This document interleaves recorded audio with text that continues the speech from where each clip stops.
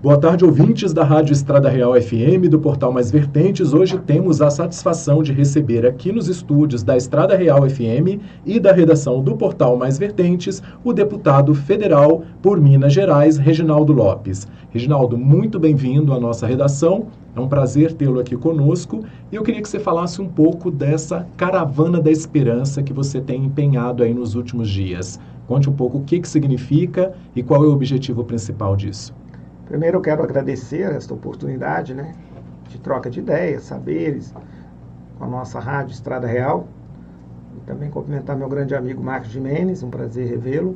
Também Adriano, do Portal Mais Vertentes. É uma alegria enorme. Segundo, quero dizer que uma alegria também está em São João del Rei, cidade que eu tenho as melhores recordações. Passei aqui minha juventude e também tive a oportunidade de fazer minha graduação em Ciências Econômicas e também pós-graduação em Administração. Então isso deixa marcas profundas, Então tem por São João del Rei toda a região, porque faz parte da Grande Bom Sucesso, onde eu nasci. Então uma alegria enorme. Quero dizer que a nossa Caravana da Esperança, ela tem por objetivo colher sugestões para o país e para Minas, também para a minha ação parlamentar. Estou no exercício pleno do mandato e eu tenho transformado algumas inquietações da nossa sociedade em proposições legislativas. Vou citar duas proposições relevantes e importantes para o povo brasileiro e para Minas. A primeira foi a ideia de criar um sistema único de saúde. Uma saúde única, uma saúde integrada, uma saúde coletiva que compreenda a interdependência do animal humano, do animal não humano, dos animais, dos seres humanos e também do meio ambiente. Então faz parte um pouco desta caminhada pelo Estado, a partir do momento que eu encontrei vários equipamentos paralisados, não utilizados pelos municípios, porque, na verdade, quando se trata de saúde e educação, o investimento maior são nas pessoas, nos profissionais e não nos equipamentos. E esta falta de custeio leva a uma ineficiência da utilização desses aparelhos. E compreendendo que o conceito moderno de saúde é da saúde única, da saúde integrada, o Brasil tem um dos melhores modelos de saúde pública do planeta. Porém, pode avançar ainda mais, porque de acordo com a Organização Mundial da Saúde, e a Organização Mundial da Saúde dos Animais e também a Organização das Nações Unidas para a Alimentação e Agricultura, 60% das doenças nos seres humanos têm no seu ciclo a participação de animais. E o restante, os 40%, é o meio ambiente. Por isso que nós temos todo um acordo de eliminação de gás carbônico, temos aí o debate sobre economia verde, descarbonização da economia. Então eu acredito que se o sistema de saúde público não for coletivo, integrado, entendendo este ecossistema, isso vai trazer muito sofrimento para a sociedade. Por exemplo, a Covid-19. A Covid, só o Brasil já gastou mais de trilhões, a sua origem está num animal que contamina um alimento e que contamina o ser humano e paralisou o mundo. E nós já perdemos 4 milhões de vidas que são irreparáveis. E no Brasil, mais de 600 mil vidas. Eu tenho convicção. Primeiro que eu sou devoto de São Francisco, você sabe, Marcos Gimenez? Tem por São Francisco uma admiração, ele é defensor dos animais e também do meio ambiente. Segundo, como economista, é evidente que o Brasil gasta, no mínimo, 10% do orçamento com saúde pública, 150 bilhões, orçamento geral da União para a saúde, e tem aí 15% nos municípios e nos estados. Mas você não vai encontrar nenhum município gastando menos de 25% com a saúde no ser humano. Então eu acredito que com 0,3% do orçamento da União, dos estados e dos municípios, num prazo de 5 anos, eu acredito que nós podemos reduzir mais de 5% nos municípios, nos estados, de investimento na área da saúde. Porque nós vamos fazer um modelo integrado, né? Um modelo que entende esta interdependência, e aí o SUS animal, ele vai cuidar da assistência veterinária, da atenção primária até média e alta complexidade. Ele também vai funcionar no modelo bipartite e tripartite, né?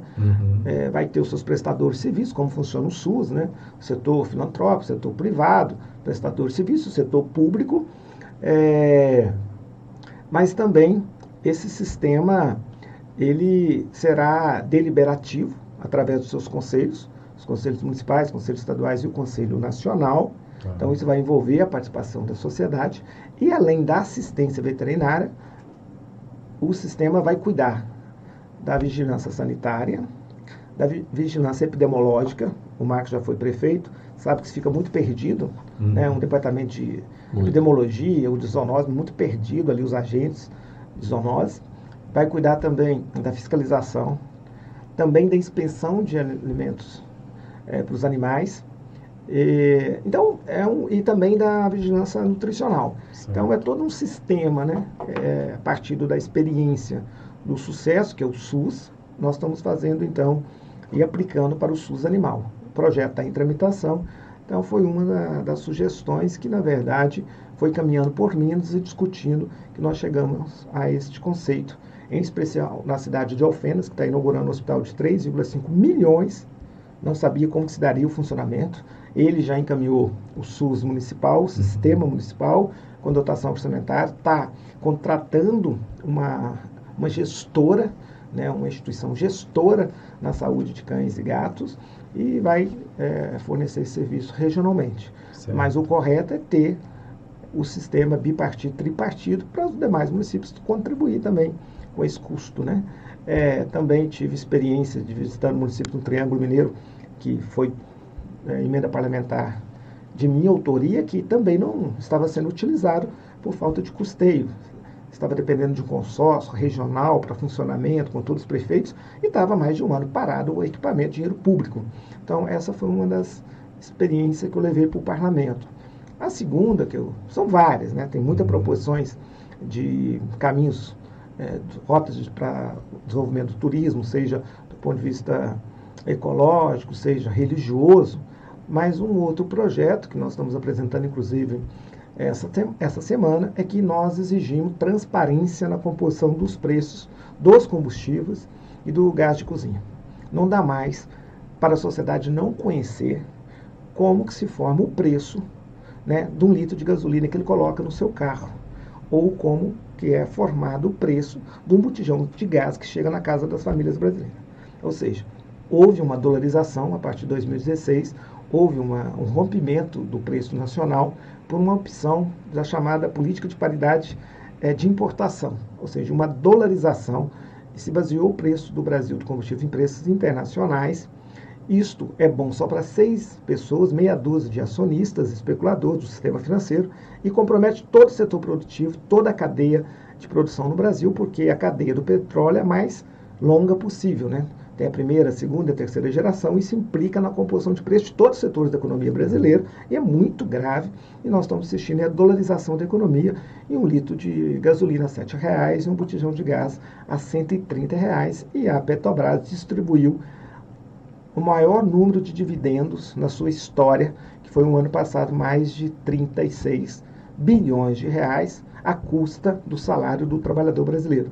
Então, nós estamos apresentando esta proposição, aonde nós estamos fazendo uma planilha, um formato de transparência na composição de preço, onde a sociedade vai conhecer a realidade de como chega um preço de um litro de gasolina, de um litro de óleo diesel, de um botijão de gás, que é o custo para extração, o custo para refino, a taxa de lucro aceitável da Petrobras e também a taxa necessária para reinvestimentos para o Brasil se tornar extremamente autossustentável na produção de petróleo e gás. Então, a partir daí, nós queremos que define o preço pela política nacional, olhando o acionista majoritário, que é o povo brasileiro, que é acionista majoritário da Petrobras. A proposta do Bolsonaro de terceirizar para os governadores a responsabilidade de ICMS, apesar que eu votei favorável, porque qualquer sacrifício pode impactar na diminuição de preço, é, de uma certa forma, aquele presidente que terceiriza a sua responsabilidade. O ICMS não houve aumento. O que houve aumento foi o preço do litro do combustível e o botijão do gás. Então, eu vou dizer, quando o preço do combustível em 2014 era R$ 2,60, o barril do petróleo chegou no mercado internacional a custar R$ 146. E o preço continuou R$ 2,60. Hoje, o barril de petróleo custa R$ 74,38 internacionalmente. Então, não é o problema do preço internacional. E a gasolina é R$ 7,00. Então, é evidente que nós não podemos aceitar esse modelo de preço internacional, porque isso está comprometendo a economia brasileira. E, para terminar, eu acho também que, além da dolarização do preço dos combustíveis, houve uma dolarização da proteína animal, da proteína vegetal, porque também, com a reabertura da economia, com a melhoria da Covid no mundo, o Brasil passou a ser um grande exportador de alimentos. O Brasil já era e é o maior exportador de alimentos. Porém, que o alimento para o povo brasileiro foi dolarizado, porque não tem mais uma política de abastecimento, não tem estoque regulador, e o povo, para comer carne, tem que pagar em dólar. Então, nós estamos assistindo o absurdo do maior exportador de alimentos do planeta, que é o Brasil, ter 100 milhões de brasileiros e brasileiras com dificuldade de alimentação, e 30 milhões de brasileiros e brasileiras, Adriano, voltaram para o mapa da fome.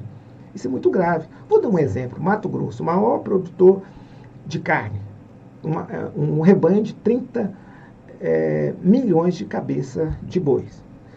Esse estado tem 3 milhões de habitantes, dá 10 bois para cada habitante. E o povo, e o mundo assistiu, estarrecido, aquela cena das pessoas correndo atrás de um caminhão de ossos. Então é muito triste, né? E a gente voltando a falar sobre o lance da proteína animal, o aumento da soja no custo do trato do animal é uma coisa que vem crescendo, e o produtor de leite hoje no estado e no Brasil inteiro vem reclamando muito sobre isso, né? E hoje, como é que você vê esse lance da economia e a inflação chegando hoje a 10%? Como é que está essa visão sua como política e como economista, que é a sua área? Como é que você vê esse enquadramento? Você vê alguma solução a curto e médio prazo para o Brasil? Então, anualizando a inflação nos últimos 12 meses, nós batemos uma casa de 10,25, né, que você colocou muito bem. 2 dígitos. É a maior inflação depois da criação do real no país. Eu até fiz um vídeo esses dias falando que, no caso de combustível, né, voltou a época atrás que você, quando entrava num busão, né, num ônibus, você tinha que pagar a passagem na entrada, que se você deixasse para pagar a passagem no final já era outro preço. Porque nós vivíamos aí uma hiperinflação. Custou muito caro o controle inflacionário no país. E gasta o povo. O povo brasileiro exige equilíbrio da inflação, porque o povo sabe que a inflação mata o poder de compra do salário mínimo. Então, o que está acontecendo? Para os ricos, na média, a inflação é 10,25%, mas para o pobre, que gasta 100% do seu salário com alimentação, porque 80% dos trabalhadores ganham até 2 salários mínimos, esta inflação tem em produtos como proteína animal, proteína vegetal, chegando a casa de 60% anualizada. E o pior, nós temos uma política nos últimos 6 anos que não tem mais o ganho real do aumento do salário mínimo. Então, o que acontece? Esta combinação, né, tem levado o país a ter uma estagnação econômica. Por quê?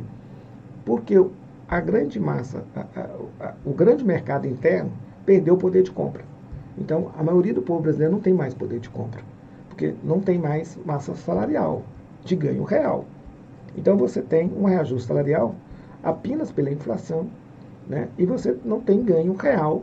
E mesmo assim, para os mais pobres, esta inflação ela tem uma carga maior do que para os mais ricos. Então, nesse sentido, Marcos Chimenez, é muito difícil a economia brasileira voltar a crescer, sem que tenha uma nova olhar sobre a política de reajuste salarial. E por que eu estou dizendo isso? Porque a política de reajuste salarial, na minha opinião, é a política mais importante do ponto de vista social que teve no governo do presidente Lula. Nem é o Bolsa Família. O Bolsa Família é importante, mas é complementar. Mas a política de salário mínimo com ganho real é que criou um grande mercado interno. Vou dar um dado aqui. O Brasil chegou a ter $400 de salário mínimo. Um salário mínimo equivalia a $400. Hoje o salário mínimo equivale a $187. Então, nós perdemos. Então, olha, nós temos pela primeira vez na história do Brasil uma população desocupada ou subocupada ou subutilizada na informalidade maior do que a população ocupada. Nós temos 48,5% da população ocupada e 51,5% desocupada. Então, o que acontece? Sem garantir renda, sem garantir a inclusão desse setor, e somado também a ela, a população desocupada que não tem renda e precisa que um programa como o Bolsa Família tenha a dimensão de garantir renda para esses trabalhadores desempregados, porque são trabalhadores. Estão na condição de desempregado ou na condição de informal, mas são trabalhadores. Mas, ao mesmo tempo, também tem que olhar para os trabalhadores que estão empregados. Sim. Porque o próprio salário mínimo de R$ 1.100, com o sistema tributário, que rouba do cidadão quase 60% de imposto indireto, porque a energia é 42%, o litro de combustível dá mais de 40%, soma impostos federais, estaduais e municipais, né, cesta básica, medicamentos. Então é muito caro, porque se nós tivéssemos um sistema tributário dos 34 países mais ricos do mundo, nós teríamos no máximo 15% de imposto indireto. Porque lá 80% é renda e patrimônio. No Brasil 80% é imposto indireto, é consumo e folha de pagamento. Então olha para você ver que loucura o nosso país. Ele cobra imposto do consumidor, que é indireto, regressivo, injusto, e ele cobra do empresário que emprega a gente. Ele não cobra do empresário que emprega máquinas, e ele não cobra do empresário que emprega inteligência artificial, e tudo virou plataformas digitais. Sim. Né, deliveries, compras online. Sim. O homem mais rico do planeta acumulou $1 trilhão, o Jeff Bezos.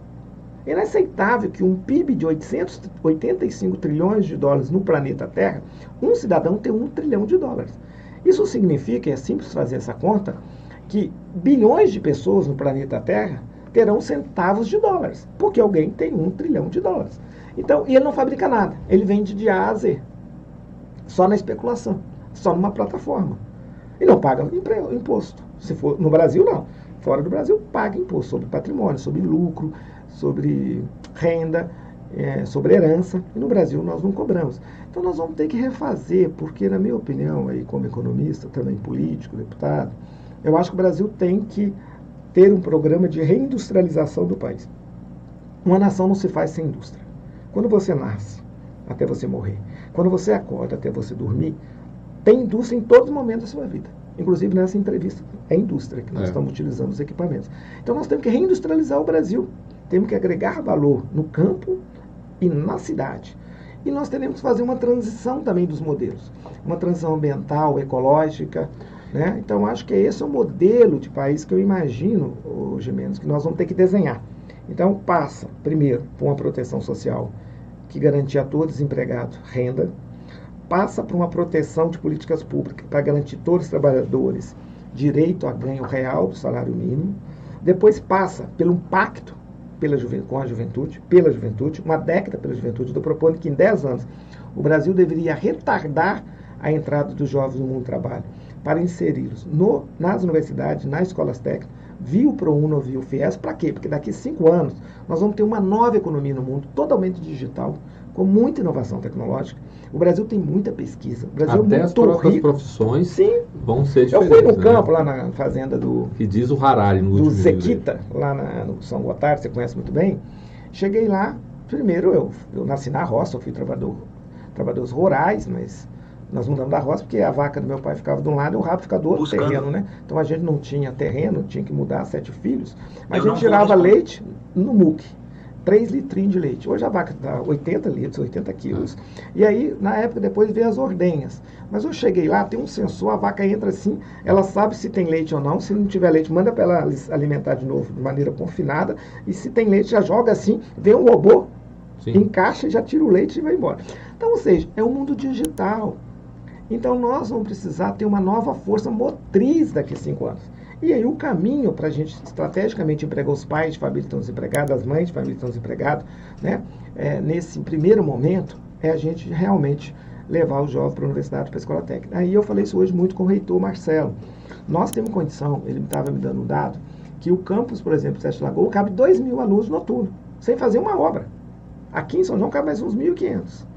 Em Ouro Branco cabe uns 1.200. Lá em Divinópolis cabe mais 1.500. Eu tenho defendido no programa de governo uma década pela juventude, onde a gente abre novos cursos noturnos, onde a gente amplia a presença do jovem nas escolas técnicas na universidade e também não tem preconceito nenhum com as escolas privadas. Aqui em São João del Rei, o Unipitã estava quebrado, fui eu que ajudei a liberar o curso de medicina e cresceu, fez um prédio novo, e com a FIES e ProUni nas particulares. Nós vamos colocar a nossa juventude conectada com o século XXI, com essa possibilidade de um novo tempo, um novo século, né, culturalmente, uma nova indústria no campo e na cidade que respeita a transição ambiental, ecológica e digital. Então, eu acho que esse é o caminho do Brasil. Eu tenho dito com muita esperança, porque eu acho que o Brasil precisa de esperança. Por isso também, Adriano, que a caravana chama da esperança. Nós estamos vivendo 100 anos de nascimento do Paulo Freire. O Paulo Freire falava da esperança como verbo, esperançar. Eu acho que o Brasil sempre foi, eu acredito que o Brasil sempre foi a nação mais rica do planeta Terra. O nosso problema é desigualdade e falta de um projeto de nação. Eu acho que com todo o amadurecimento que nós temos hoje, é possível construir um projeto de nação. Então eu acredito nisso, que a gente pode avançar muito mais para potencializar essa diversidade que o Brasil tem, né? Diversidade cultural, essa riqueza que nós temos do ponto de vista dos recursos naturais, essa riqueza do solo e do subsolo, essa capacidade de fazer do Brasil um país produtor de alimentos em um clima temperado, que antes, há 40 anos, não era possível. E a gente pode ter orgulho de alimentar o mundo, respeitando o meio ambiente, com a agroecologia, fazendo zoneamento onde planta para exportar, onde planta para a agricultura familiar, para a subsistência. E a gente ainda pode agregar valor, tecnologia, porque um produto, se você empacotar, fracionar, gera milhões de empregos. E nós temos que cobrar impostos, porque se não cobrar imposto na exportação, você não cria uma indústria nacional. Então, nós vamos criar uma indústria nacional, seja para os produtos, a riqueza minerária que o Brasil tem, Minas tem, seja para a proteína animal ou proteína vegetal. E aí também tirar das universidades tanto de pesquisa, de patentes, para a gente transformar em novas tecnologias. O Brasil gasta 60 bilhões de dólares na exportação de produtos na área da saúde. Isso é um absurdo. O Brasil tem inúmeras universidades de medicina, inúmeras universidades de engenharias. O Brasil poderia, na época o presidente Lula começou, mas depois esse grupo foi desfeito, que é um grupo mesmo para pensar um complexo industrial para a saúde pública, para a saúde no país, para a gente produzir novas tecnologias, novas ferramentas, novos equipamentos. E nós que estamos envelhecendo, viu, Marcos Mendes? O que é que vai acontecer daqui a 20 anos, né? Nós vamos precisar muito de tecnologias assistivas. E você tem muita universidade com muito equipamento. São João mesmo tem característica para essa área do conhecimento, para a gente produzir equipamentos para melhorar o conforto de vida. Já que nós vamos ver mais tempo, nós precisamos de tecnologia para ter qualidade de vida. Então, acho que é possível, sabe? Eu sou um otimista. Nós estamos falando aqui sobre umas coisas, eu tenho uma pergunta, deputado, que eu queria lhe fazer.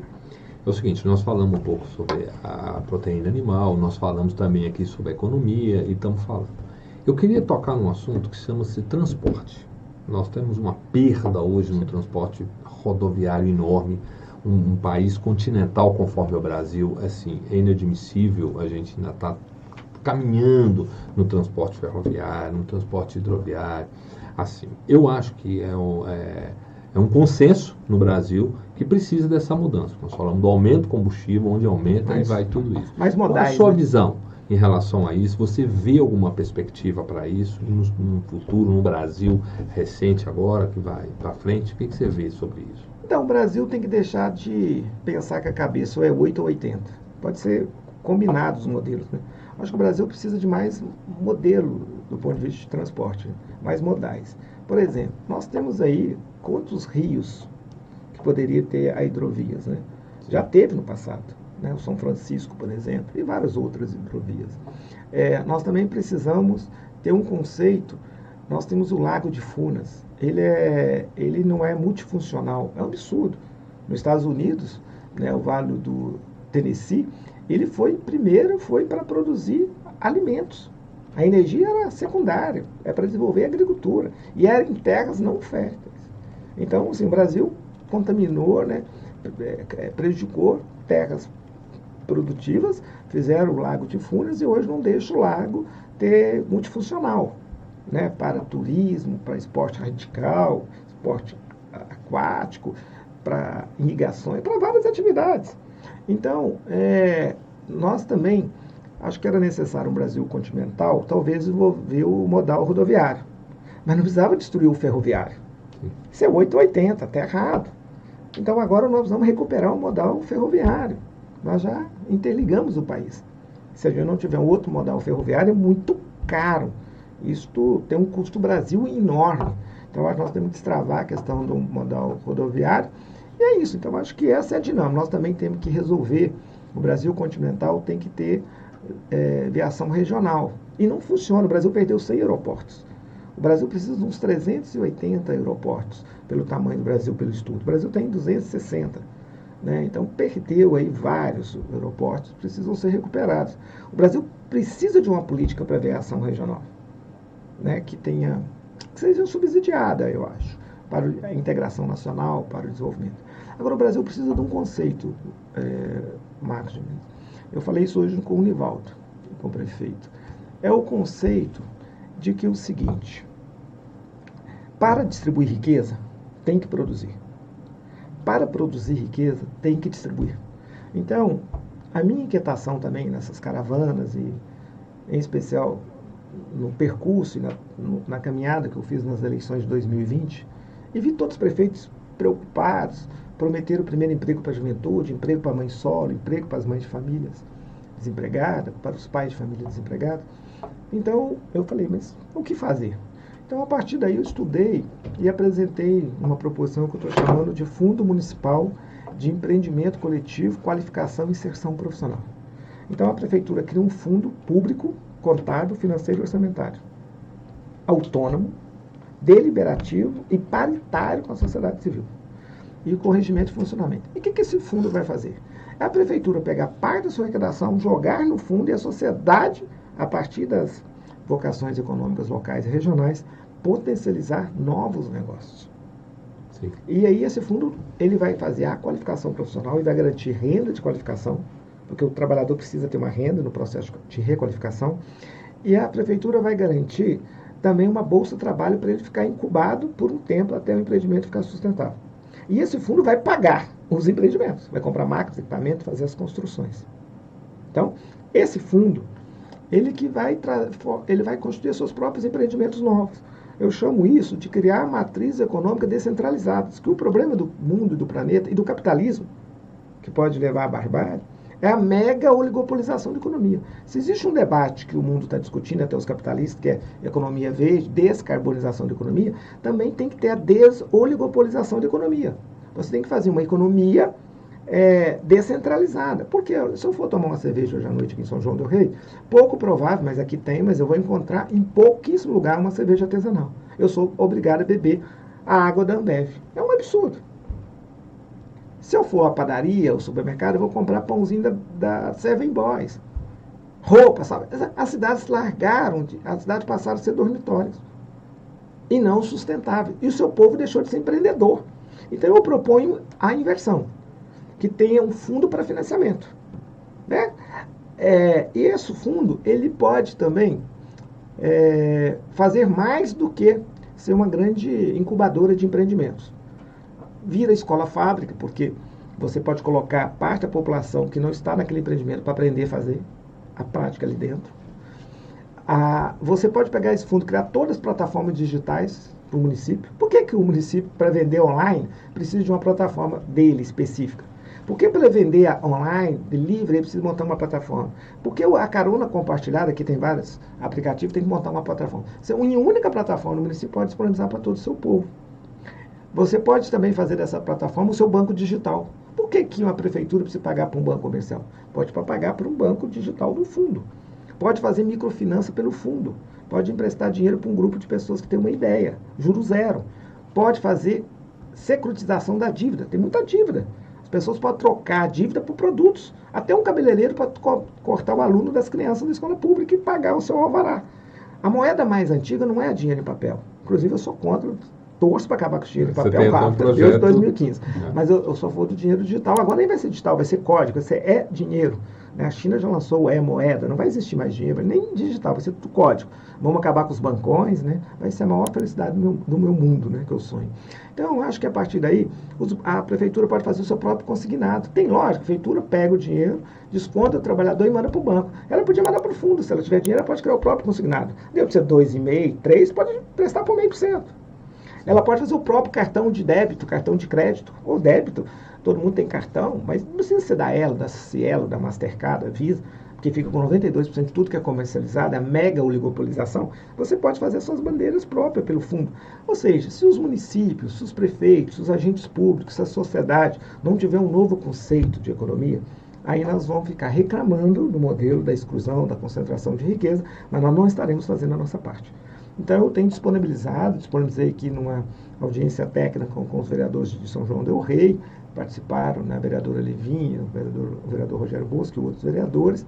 Também hoje eu disponibilizei, falei para o prefeito Nivaldo que isso é importante, falei para os seus secretários, falei para o vereador presidente da Câmara, Estefânio, que nós precisamos avançar nesse sentido, sabe? Então, essa é a minha contribuição como homem público, como economista, como cidadão, que eu acho que chegou a hora do município trabalhar esse binômio entre distribuir riqueza e produzir para distribuir riqueza.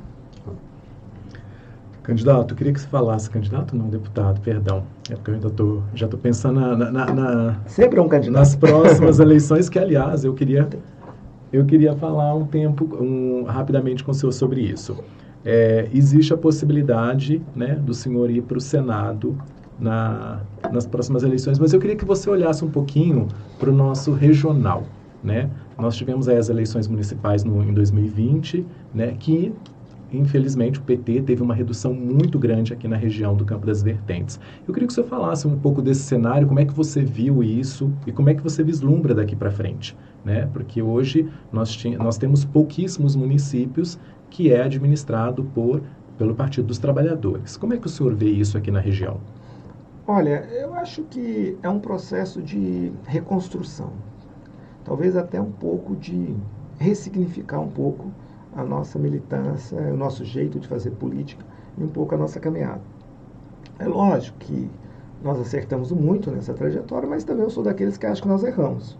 Mas é lógico que nós não fomos caçados, golpeados, impeachmentados, né, no governo da presidenta Dilma pelos erros, foram mais pelos acertos.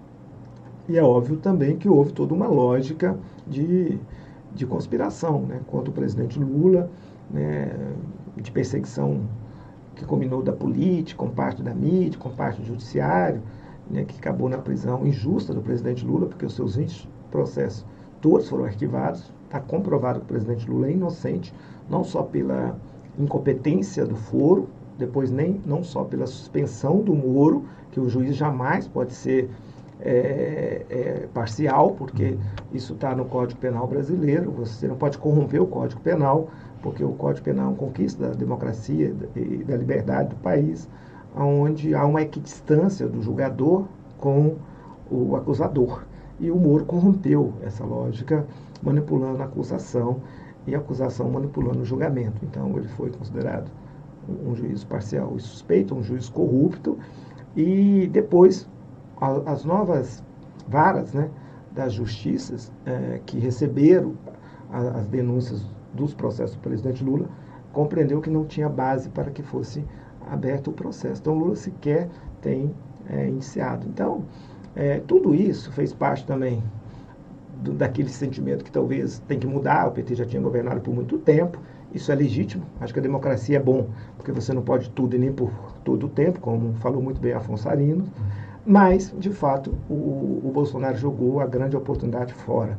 Ele não tem competência, ele não trabalha, ele não tem empatia pelo povo, né? Então, é evidente que eu acho que a sociedade brasileira voltará naquele que dá estabilidade, que é mais republicano, é mais preparado, né? Também está mais calejado, já fez, por isso vai fazer novamente, que é o presidente Lula. Não tem convicção que o presidente Lula será eleito no primeiro turno das eleições presidenciais. E com isto, como ele é o nosso maior líder, ele tem promovido uma grande recuperação da imagem do PT. O presidente Lula sempre falou uma frase: eu não toco a minha liberdade pela minha dignidade. E nós devemos muito ao Lula por não ter feito nenhum acordo. Muitos falavam para ele ir embora, ir para a embaixada, né, sair do país, e ele não, ele bancou, né, ficou 580 dias preso injustamente, está comprovado que foi de maneira injusta, e com isso nós começamos um processo de reconstrução do partido. Então eu acho que a eleição 2016, 2018 e 2020, elas foram comprometidas com esse cenário. Ainda teve essa facada mal explicada, que eu sempre achei também que ela foi meio organizada, meio planejada para consolidar a eleição do presidente Bolsonaro. E aí, nesse sentido, teve todos esses fatores, mais fake news, né? E também um pouco do sentimento de mudança. Então, acho que agora não. Agora nós precisamos reconstruir o país, temos que transformar o país. Acho que o PT também aprendeu com seus acertos, mas também aprendeu com seus erros. E eu acho que a partir daí nós podemos fazer um programa mais ousado de país. Então, eu estou muito confiante que nós estamos preparados para fazer esta reconstrução do país e essa transformação. Então, eu acho que isso também impactou aqui, Adriano, na região, sabe? Então, nós estamos no processo de reconstrução. O Marcos de Menezes acompanhou minha primeira eleição em 2002, também era uma eleição que, a priori, já tinha quase nenhum prefeito, nenhum vereador, nenhum vice-prefeito, né? Eram apenas jovens reconstruindo os seus diretórios municipais do partido, e depois nós chegamos até a conquistar quase todas as prefeituras na região. E agora veio esse refluxo. Mas eu acredito que nós vamos conseguir fazer essa reconstrução no Brasil, depois em Minas, e nós vamos reconstruir um pouco na região também. As pesquisas que eu tenho acesso, por exemplo, pesquisa publicada pelo jornal O Tempo, Data Tempo, nesta região, se eu for candidato ao Senado, eu já tenho quase 40% de votos, né? Então, numa eleição que eu nem decidi ainda se eu serei candidato a deputado federal ou candidato ao Senado, porque eu tenho trabalhado na perspectiva de desenhar o palanque do presidente Lula, de construir o programa de governo para o presidente Lula e de ajudar a liderar a reconstrução do país nesse momento. Ainda acho a eleição cedo para a gente definir qual vai ser o caminho, né? Mas, independente disso, eu quero reafirmar o meu amor, minha paixão, minha convicção por esta região, me colocar sempre à disposição da minha região, de São João del Rei, da minha querida Bom Sucesso, da Carapuça, né, Marcos Gimeno, onde eu fui batizado, em Santiago, né? Então, toda essa nossa região pode sempre contar conosco, independente do espaço que a gente vai estar exercendo na vida pública. Então, a gente tem o maior carinho e a gente vai estar sempre à disposição. Deputado, a última pergunta, eu sei que você está com um horário bem curto, mas é importantíssimo, que eu sei que o senhor também veio aqui para São João del Rei para falar da PEC 32. Né? É uma nova proposta de emenda da Constituição e que tem aí gerado vários dispositivos, né, de servidores, enfim, que vai alterar o fluxo, né, de como se trabalha hoje uma administração pública, que inclusive, né, o Executivo tem chamado de PEC da nova administração pública. O senhor vê isso com preocupação? Sim, por quê?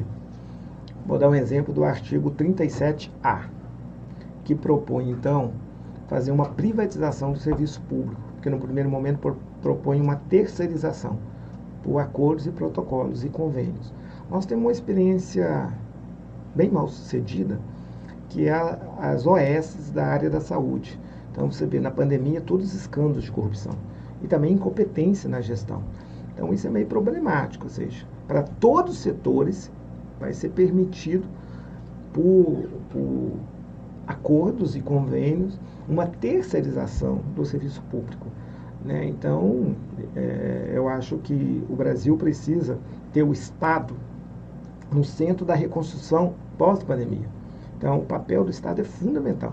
Nós precisamos do Estado do tamanho adequado para os sonhos do povo brasileiro, porque hoje o Estado, na lógica dos liberais, ele é fraco para os fracos, mas ele é muito forte para os ricos. É um Estado que regulamenta sempre o direito à propriedade, o direito ao lucro abusivo.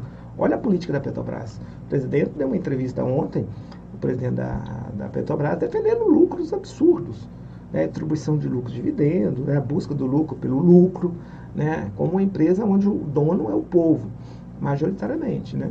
Então, esse é um grave problema. Também propõe 10 anos de contrato temporário, né? Isso compromete a qualidade do serviço, porque o que garante a qualidade do serviço é a estabilidade, são os concursos públicos. Então, é espaço para apadrinhamento político. Todo mundo vai ser contratado. Então, o sonho de um jovem servir ao Estado, né, que está se preparando para um concurso público, acabou, porque 10 anos, depois mais contrata por outros mais 10 anos, então não teremos concurso público, né? É uma precarização total, um prazo de 10 anos, não é razoável, né? A nova administração não precisa desse conceito. Calamidade, quando é um caso de exceção, você tem regras que permitem a contratação por tempo determinado. Agora, 10 anos é muito tempo, né? E tem outros ataques, né? Redução do salário de 25% do salário, se atingir um mínimo de gastos do orçamento, da receita líquida corrente do município. Também descarte, tem uma proposta de descartar, se aquele cargo ele caiu em desuso, você descarta. Eu acho que nem a iniciativa privada hoje, Marcos, aceita isso, porque você tem um compromisso social das empresas, você tem um pacto civilizatório. Eles propõem descartar servidor público, que dedicou ali, está idoso, deu de requalificar e redirecionar para uma nova atividade, você pode demitir esse servidor público. E ela não ataca privilégio, porque ela não mexeu no andar de cima, ela não mexeu nos tribunais, ela não mexeu no poder judiciário. Então, ela ataca o andar de baixo, que 86% dos servidores públicos ganham até 4 salários mínimos. Então, ela ataca o andar que presta serviço na saúde, na ponta, o educador que presta serviço na ponta, membros da segurança pública que presta serviço na ponta. Então, é isso. Então, eu acho que muda também o conceito da Constituição. A Constituição prevê um Estado que é indutor, que fomenta, que é o provedor das políticas públicas, e passa por um conceito só subsidiário, né, das políticas públicas. Então, também sem uma nova Constituição, sem que tenha deputados do poder originário, propõe uma mudança com poder derivado, que somos nós somos representantes de um poder derivado, nós não somos constituintes para fazer alterações de tamanha importância e relevância para o serviço público. Então, acho que é um desastre. Sem falar que o governo não tem mais legitimidade. Esse governo não tem mais legitimidade, não tem aprovação, é um governo incompetente, incapaz, sem habilidade, e é um governo comprometido, onde seu ministro da Economia, que é responsável pela política econômica, não acredita na política econômica do país, e para preservar ou sonegar, né, o seu patrimônio, coloca em paraíso fiscal.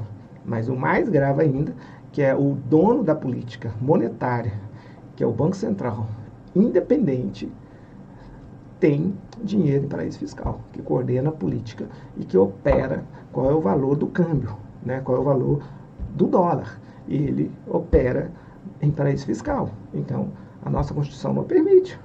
É imoral, totalmente. Então, é criminoso essas ações do governo. Então, eu espero que esta emenda constitucional não seja aprovada. Deputado federal Reginaldo Lopes, agradeço a sua vinda aqui nos estúdios da Estrada Real FM, do Portal Mais Vertentes. Marcos.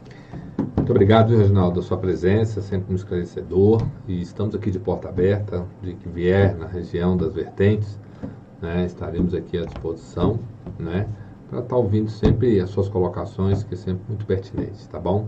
Eu que agradeço, Adriano, do Portal Mais Vertentes, Marcos Gimenez, um irmão, um amigo, né, da nossa Rádio Estrada Real, desejar vida longa a essa emissora que nós precisamos tanto, emissora democrática, que eu tenho convicção que eu tenho a minha posição, mas se tiver outro agente público que pensa o contrário, aqui vai estar aberto para o contraditório, né?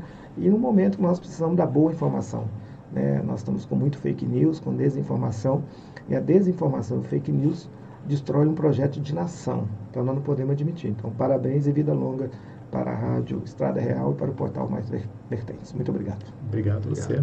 Obrigado. Vamos lá.